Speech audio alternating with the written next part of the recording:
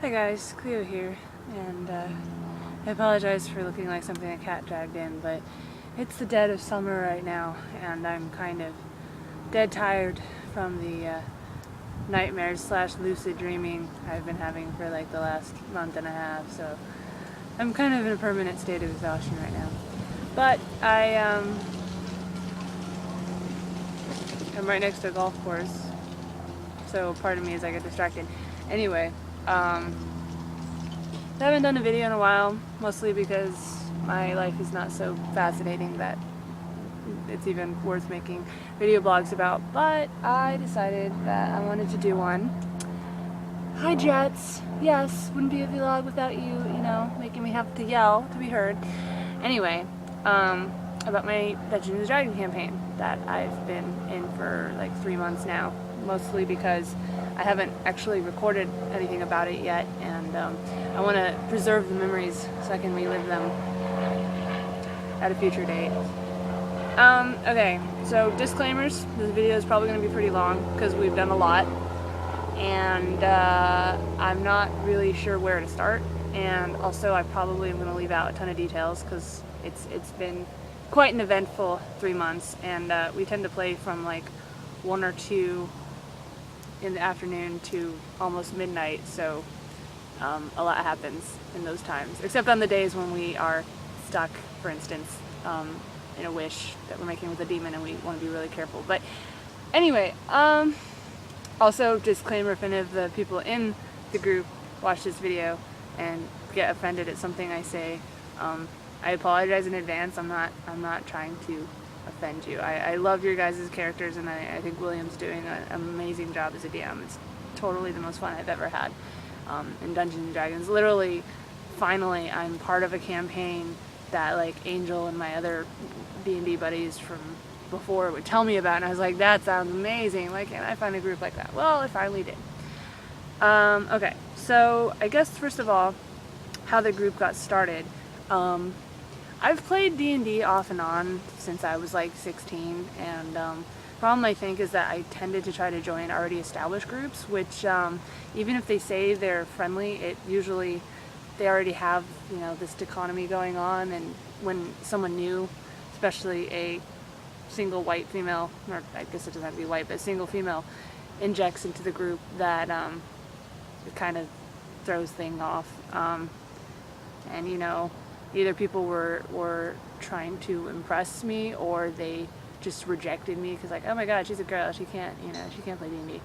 So this time, I was missing D&D, although I was kind of gun shy about it because I'd just been in a D&D group who kind of kicked me out because my character made fun of this other guy's character who was a bard and couldn't sing.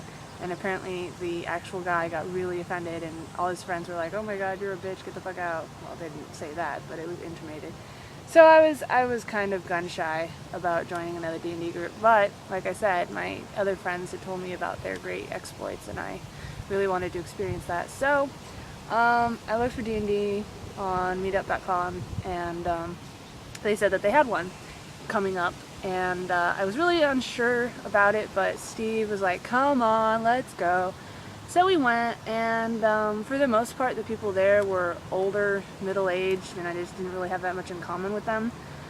But some of the people were 20-something like me, and the 3 that we met there were William and Kate and Logan Storm. Sorry, maybe I shouldn't say his real name, but that's just the most awesome name ever. And William was this guy who Steve didn't really like at first. I think because William and Steve are very similar. They're both somewhat egotistical young men who think they know everything. And that's fine. I think it's hilarious. And now they're friends, so it's okay. But, and then Kate, who, I admit, this was my experience of what it feels like to be wearing the other shoe of looking at someone and going like, that person can't possibly be as, whoa, something just bit me. Hi, tick, biting my back. Fuck you. I mean, I love nature, etc., etc. Anyway, I really hate ticks. so the, oh yeah, right, so Kate was there, and maybe I should change people's names or something, but then I'll just get confused, so whatever, it's a generic name. um, there's a tick, or, okay, there, sorry, I hate ticks. Anyway, so Kate is Norwegian-ish stock, so she's very blonde, and she's pretty, and she knows how to put on makeup, and she's girly, and, you know, but she knows her shit. She is really into D&D, and she's not really into video games, but she likes Skyrim, so that's definitely better than, oh my god, I'm a gamer because I played Super Mario when I was 5, or like whatever. So that's impressive. And then Logan was this kid who didn't really know that much about D&D, but he seemed really eager. And so anyway, so the 5 of us were talking, and Steve it was funny because we were sitting like Steve, me, William, Kate, Logan, and Steve was talking across me to talk to William, and I was talking across William to talk to Kate, and then Logan was kind of joining into both of our conversations. And we just basically were like, well, let's try doing a game. And I think it was like, the meeting was on like a Friday, and we decided to start on Sunday. And so that was only like 2 days for William to compose anything. So he picked, I guess he picked a generic one, mostly just to figure out, you know, what our play styles was and stuff like that.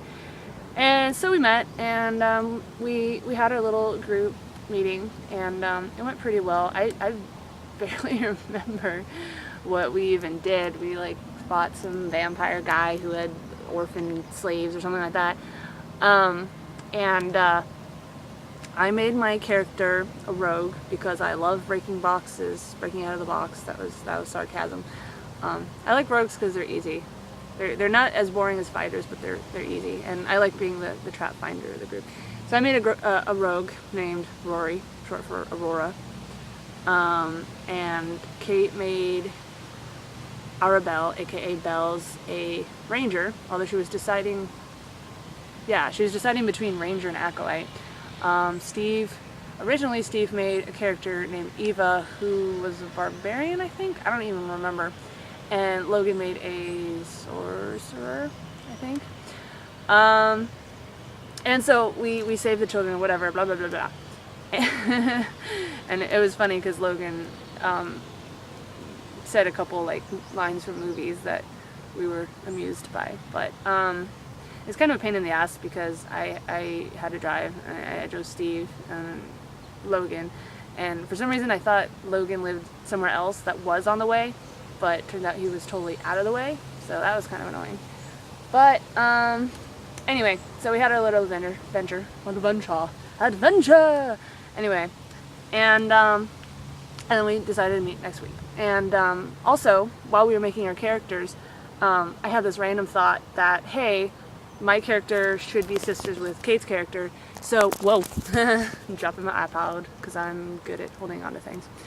I'm so sarcastic today. This video is already 8 minutes long. Oh my god, this video is going to be 9,000 things long. Anyway, whatever. No one's going to watch it but me, so it's fine. Right, so we made our characters, blah, blah, blah. Right, so I came up with the idea that Kate's character and mine could be sisters, and I decided to get really emo about it, and my character Rory, I decided the father was dallying with a village girl and accidentally got her pregnant, and that was Rory. And so he decided to take it out on Rory because then he had to marry the girl even though he didn't really care about her. And so Rory kind of grew up, you know, treated like the accident she was, and not very well.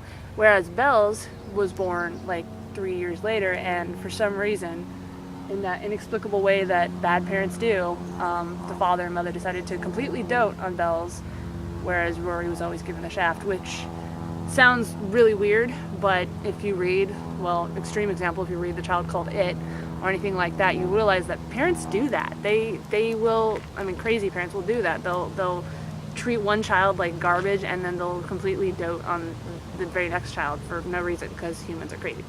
Anyway, so I decided that was our backstory, and I'm glad that I did, because it's added a lot to our character development and story and everything like that. Anyway, so we met the next week, and I think Logan only went to one of them, and then it was the second one he said that he was going to school or something, I don't remember, and so he had to quit the group, which was, you know, kind of sad because our group got smaller, but at the same time it meant I didn't have to go all the way out of my way to pick him up, so that was nice.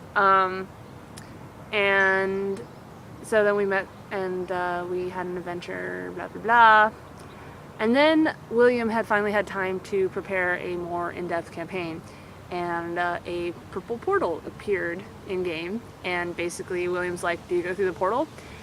And I had decided that my character Rory, she was female, but she dressed up like a guy because she and her sister were leaving the woodsman cabin where they grew up because they wanted a better life, and Rory thought that two girls traveling alone was just begging for brigands and bad stuff, so she decided to pretend she was a boy so that she could better protect her sister, although her sister's pretty strong and good at defending herself. But yeah, Kate has like 5 or 6 more points in strength than I do. Irony, but my dex is better. Anyway, so we went through this portal, and we ended up in this world that wasn't really that different. I mean, ecology-wise and stuff like that wasn't different, but obviously we were in a completely unknown area. And all these other people got to vote, or sent there at the same time, like 72 people. And we apparently were all from all these different planes and existences and stuff, and you know, some of us were from the same plane, some of us were from planes opposite side of existence, I guess. Although somehow we all managed to speak the same language, so that was nice.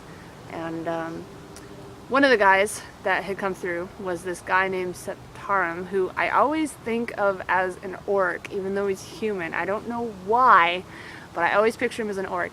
And he came through, and he was just kind of really commanding and decided that he was the general now, and he was going to take over, and we kind of landed next to this abandoned fort, and he decided that we were going to fix the fort and start a city, because none of us knew how to get home. And my character was just like, okay, whatever. You know, she's the lone wolf type, so she doesn't really care. She really doesn't want to be royalty or anything like that. But we decided to explore the crypt, so our characters, fucking bugs! Anyway, our characters went into the keep underneath, or the crypt underneath the keep, and there was this Pharasma, goddess of life and death and stuff like that, and there were monsters that we had to kill and a bunch of stuff. I don't even remember. This was like I said, 3 months ago or something like that, so my memory is a little bit hazy. I remember the role-playing stuff more than the actual adventures because, well, adventures are fun, but, I mean, killing stuff is fun, but I prefer role-playing, which is why I do a lot of well, I don't really anymore, but I used to do the novel-style writing, like, all day, every day. It's about 2 or 3 million words of that. Not exaggerating. Anyway, 13 minutes, nice. This view, yeah. And I'm not even started. I'm barely even started. Alright, so anyway, so we went to the crypt, and I don't remember when exactly, but Steve and my friend Joe decided to join the party as a dwarf cleric, which was nice because we needed a healer. And I'm probably retconning a little bit because like I said, I don't really remember because stuff happened, but I don't remember what happened first. But at least I'm not doing as bad as HBO chopping up Game of Thrones to throw in sex scenes. And so we went in and we found this rod of opening stuff that had like 5 charges of open lock, and we ended up using like 4 of them in this one crypt, and we got like halfway down and we found all these tablets that were like stone. Wow, my phone's going crazy with Facebook notifications. It's probably Steve. It's always Steve. Do I have to mute you, phone? Anyway. And as the phone stops going off and the plane comes, Alright, so we found these tablets, and they're basically history books for this temple, for this world, and we learned a lot about this world. We learned that like I don't know if this was where we learned it, but we learned that like 100 years ago, there'd been this other great city where we were now that got destroyed by something, and these ruinous keeps were all that were left of what had existed. And Steve really wanted to take the tablets and take them back up to the camp, but they were really heavy, and so we took one, and we get back there, and September's like, well, we don't really have anywhere to store them, so you should just leave them down there. So we brought it back down there. And it's funny because we only explored like half the keep, and then we like got distracted. Okay, and so at this keep, we found out that to one side of us was this forest with some little towns, and then past that were some like nomad lands, you know, badlands, whatever. And then on the other side, there's this major city called Chenonceau. That's like Washington, D.C. times 5, but you know, D&D. Okay, you know what, Steve, you won't shut up, so I'm gonna mute my phone. Where's my phone? That's ridiculous. Why am I getting like 9,000? It's weird because I rooted my phone, and like, because I was trying to get rid of some of the bloatware that Sprint shovels on there. Like, shh. It's probably Steve and Roger fighting on my Facebook about something. They fight a lot. Anyway, all right. So where was I? Tablets, blah blah blah. Right. So what's his name? Septarum decided to send an envoy to Chenonceau, which is the big city, and basically find the prince, or not the prince, but find the royals and or whoever was in power, and say like, hey, so we want to like live here and stuff, and and so even though I probably wasn't the best choice because my character has shit charisma and is constantly putting her foot in her mouth, we got sent as the envoy to Chenonceau, and we go there, and everyone else decided to dress fancy, but my character was still in this mindset of, oh, you know, I need to be dressed like a guy so I can protect my sister. So she still had her armor on and her short hair and everything like that. We got up to the royals, and the king was there, and he like looked at my character and was like, why is this peasant here? And like wouldn't even talk to me, which really pissed my character off. So we met with the royals, and I don't even remember what was said exactly, but basically we said that we were gonna try to found a city where the keep was, I guess. I don't remember how it happened exactly. I'm sure Steve or William will correct me. And my character was still really pissed at getting snubbed like that. So that night, she goes to the inn or whatever, and she spends all the money. Well, no, not yet. She spent some money like trying to make herself look really attractive, and she tried to find a what do you call it? Like a bar or something where like royals or nobles hang out, you know, rich people. And she goes and she sees this guy, this handsome guy with black hair, surrounded by women, and so she goes over and decides to announce to the guy that all these girls are whores and he's gonna get AIDS if he sleeps with them or whatever. Basically trying to intimidate all the girls into leaving. And so she managed to intimidate all the girls into leaving. But the guy was like, well, those were my friends, and you kind of just scared them. Why did you scare them off? And my character was like, yeah, I meant to do that. Trying to bluster through it. And so she's like talking to the guy, and he's drinking, and my character decides she wants to try to drink him under the table. Except that I always roll shitty, like always. Like I will have a 20-sider and I will get 4, 5, 5, 4, 3, 5, 3, 5, 5, 3, 5, 12, 3, 5, 5, 4, 3. So I fail all my rolls all the time. All the time. And unlike some people I could name, I don't lie about it. Insert angry comments of anger from you know who. Anyway, so I ended up obviously failing my fortitude save and passing out drunk. And then I wake up in my bed, my inn bed, the next morning, and the guy delivered my character there, along with a picture or a note to me. And he didn't really say what happened, but apparently I have a crescent moon shaped bruise on my butt and I'm very sore. And Joe the cleric was like the only one there, although I think my sister saw the guy deliver me there. And it's so hazy. I don't remember exactly how it all happened, but anyway, so the cleric guy used his powers to cure me, but I still didn't have a memory of what had happened, so I was kind of embarrassed and mortified and pissed off and determined to find out who that guy was, but we had to go back to our place. So we go back to our place. And apparently if I remember correctly, the royals wanted to have us do some kind of task to prove our intentions, and then they would consider annexing us into the kingdom or something like that. Like I said, I don't really remember. So we had some things that we had to do. We had to go settle some disputes for the smaller towns. We have to go tell them that we're making our city and they need to send their taxes to us. And I'm totally messing up the sequence of events again, sorry. But anyway, and like, so one of them, they were having a problem with fairies attacking them every time they would fell a tree. And it turned out that everybody in the village apparently had magic powers, which is really rare in D&D, and like even the little kids had mage hands. So what they were doing is they would knock a tree down and then they would use mage hands to catch the tree to keep it from making the falling tree sound, and that protected them from the fairies, but it was kind of a pain in the butt to do that. And so we investigated it, and it turned out that fairies were being mind controlled by a demon.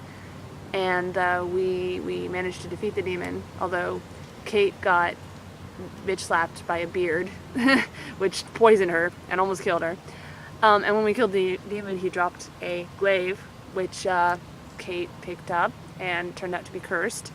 And cursed with like, she didn't really realize she was cursed. I mean, Kate did, but her character didn't. That made her like, basically like the ring from Lord of the Rings, like they, my precious or whatever. And Neil tried to take it, or sorry, Steve's other character.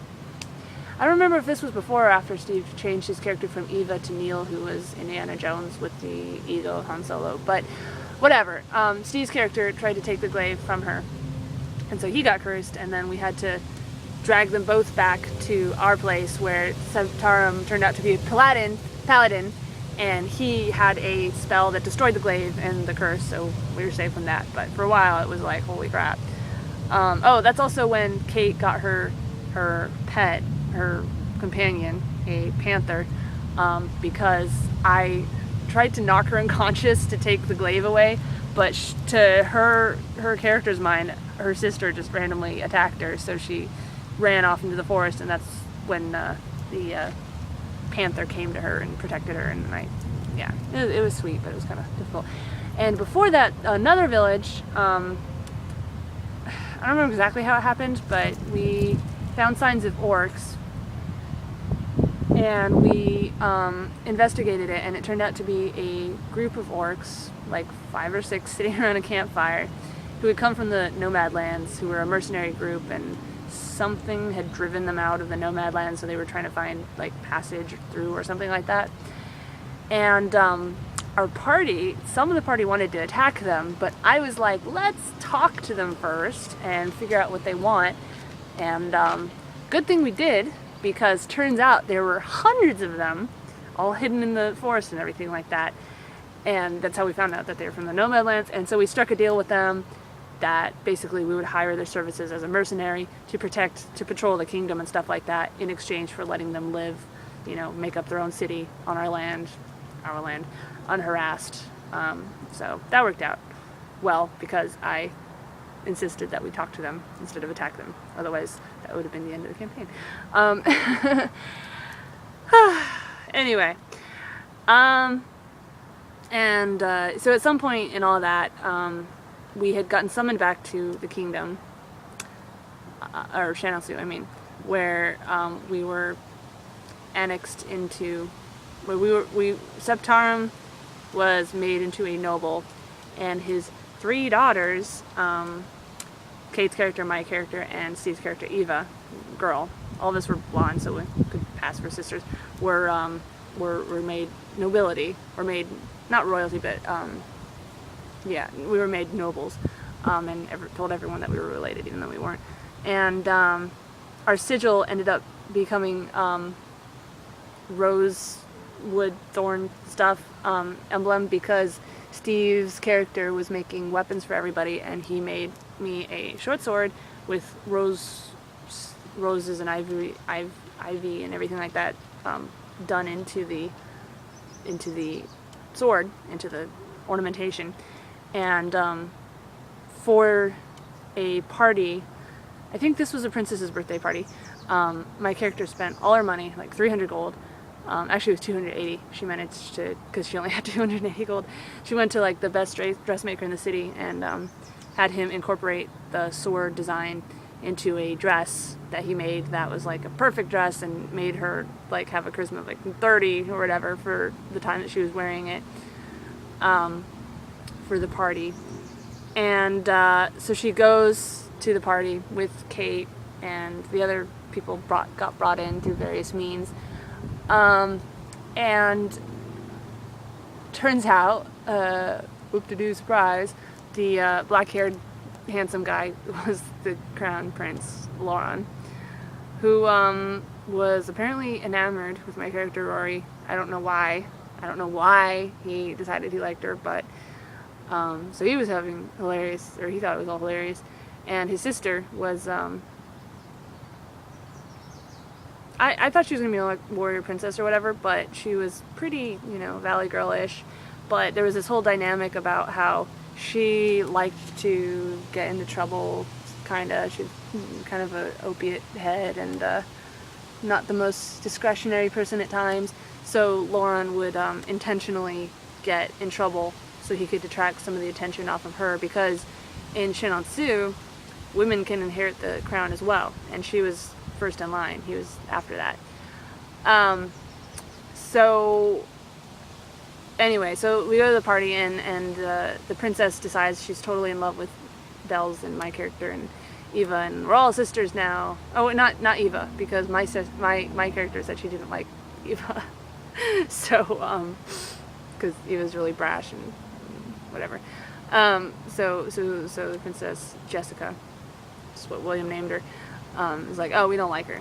But yeah, so she took Bells and Rory under her wing as like the sister she always wanted to have, and had them several more dresses made, like this one where we are like flanking her, and our dresses together make this like flower picture, roses. So basically she's dressed in our house colors, which is kind of crazy because she's princess first in line, and we're just like these nobodies who just showed up. But so suddenly we get like this reputation of, you know, oh, the new royal family of the Rosewoods, blah blah blah blah, and so we're like suddenly celebrities. And so my character, like I said, found out that it was the prince, and Prince like comes over and dances with her, and so there's this like hilarious like unspoken white elephant in the room thing, because she knows who he is and he knows who she is, but they're surrounded by people, so she can't really say anything, and he doesn't want to, you know, get her in trouble.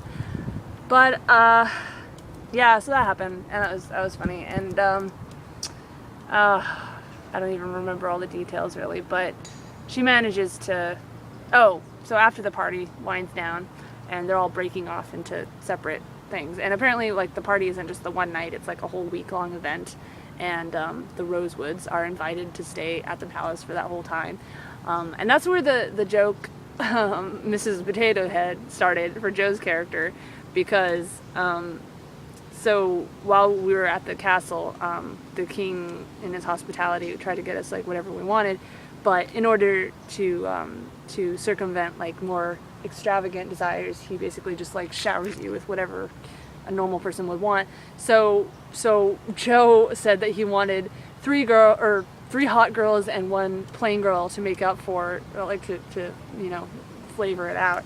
So someone's called, I think it was Steve called her Mrs. Potato Head, and so this joke started that Joe's favorite thing in the world is like Mrs. Potato Head, and that's his sweetheart, and yeah, I don't know.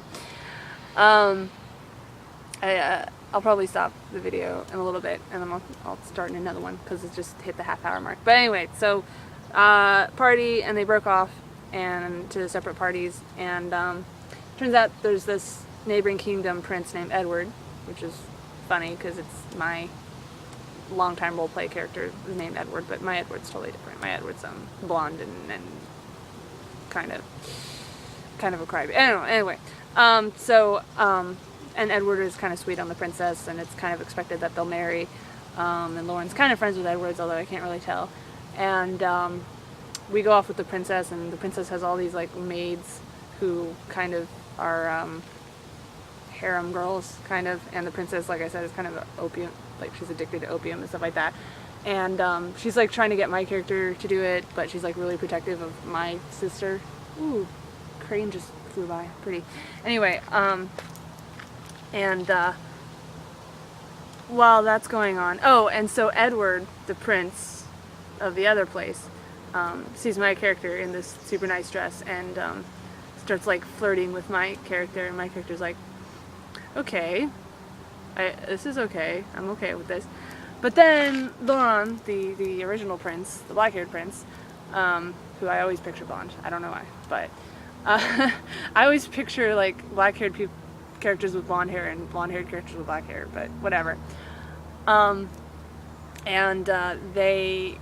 He goes off and mopes because he's sad that Rory was flirting with Edward, and my character finds him, and he is like really sad, and my character's like, oh, I was just playing with Edward, don't be sad. And she's like not really sure what to say either, because it's like, holy crap, this guy's the prince, like what do I do?